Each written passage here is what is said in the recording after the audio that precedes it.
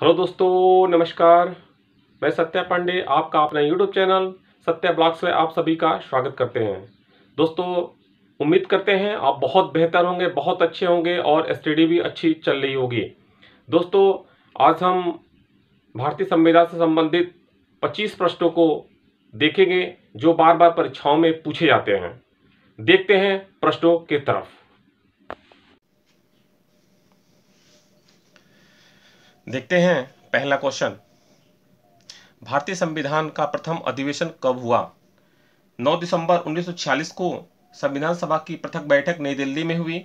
इस सभा में सबसे बुजुर्ग व्यक्ति सच्चिदानंद सिन्हा को चुना गया, यानी कि 9 दिसंबर 1946 को। सेकेंड क्वेश्चन, संविधान सभा की प्रथम बैठक की अध्यक्षता किसने किया था? अभी मैं आपको बताया हूं, सच्चिदानंद सिन्हा। क्वेश्चन थर्ड, संविधान सभा के अस्थायी अध्यक्ष थे doctor Rajendra Prasad. Cabinet mission की सिफारिशों के आधार पर जुलाई 1946 में संविधान सभा का गठन किया गया था।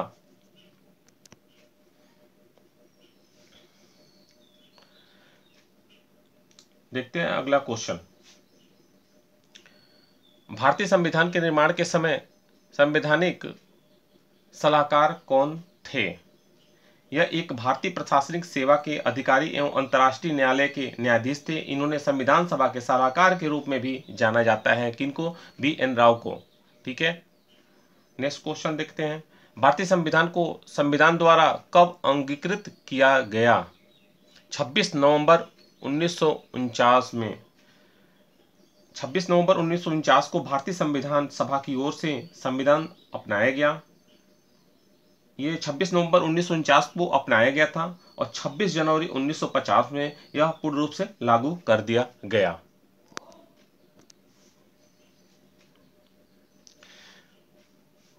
भारतीय संविधान का कौन सा भाग संविधान की आत्मा कहलाती है? उद्देशिका, सबको पता है।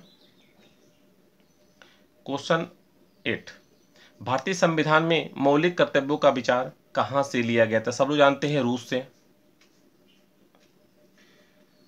सरदार स्वर्ण सिंह की समिति की अनुशंसा पर ही संविधान के 42वें संविधान संशोधन 1976 ईस्वी के द्वारा मौलिक कर्तव्य को जोड़ा गया था।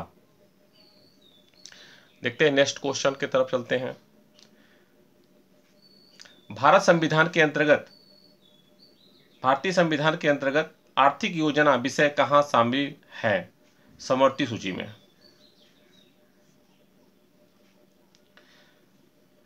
भारतीय राष्ट्रीय कांग्रेस प्रथम मुस्लिम अध्यक्ष थे बदरुद्दीन तैयबजी।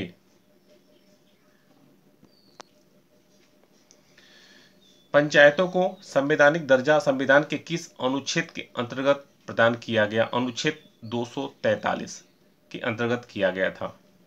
243। भारत में राष्ट्रपति का चुनाव किस प्रणाली द्वारा किया जाता है? बहुत ही इंपॉर्टेंट क्वेश्चन है। आनुपातिक प्रतिनिधित्व पद्धति द्वारा और दूसरा एकल हस्तांतरणीय पद्धति द्वारा। ठीक है, राष्ट्रपति की मृत्यु या पद त्याग को द्वारा हटाए जाने पर पद को भरने की समय सीमा कब तक है? अगर राष्ट्रपति किसी भी कंडीशन में त्यागपत्र देता है या मृत्यु की दशा अगर ये कंडीशन आती है, उस कंडीशन में 6 माह के अंदर ही वह पूर्ण। भारतीय संसद का संयुक्त अधिवेशन कौन बुला सकता है? राष्ट्रपति बुला सकता है, सबको पता है। राज्यसभा का पदेन सभापति कौन होता है? उपराष्ट्रपति।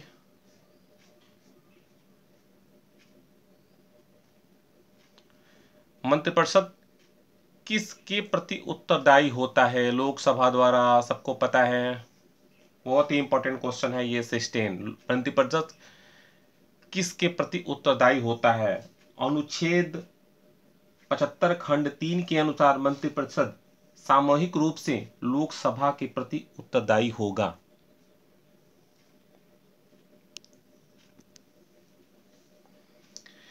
कौन सा राज्य सबसे अधिक प्रतिनिधि लोकसभा में भेजता है?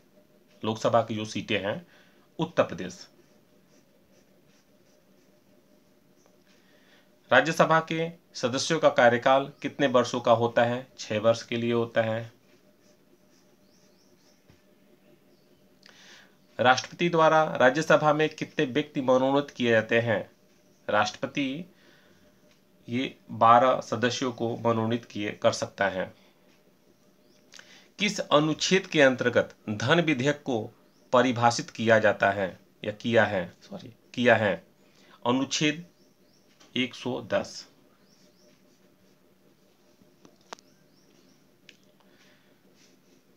संविधान सभा के अस्थायी अध्यक्ष कौन थे? डॉक्टर सच्चिदानंद सिन्हा।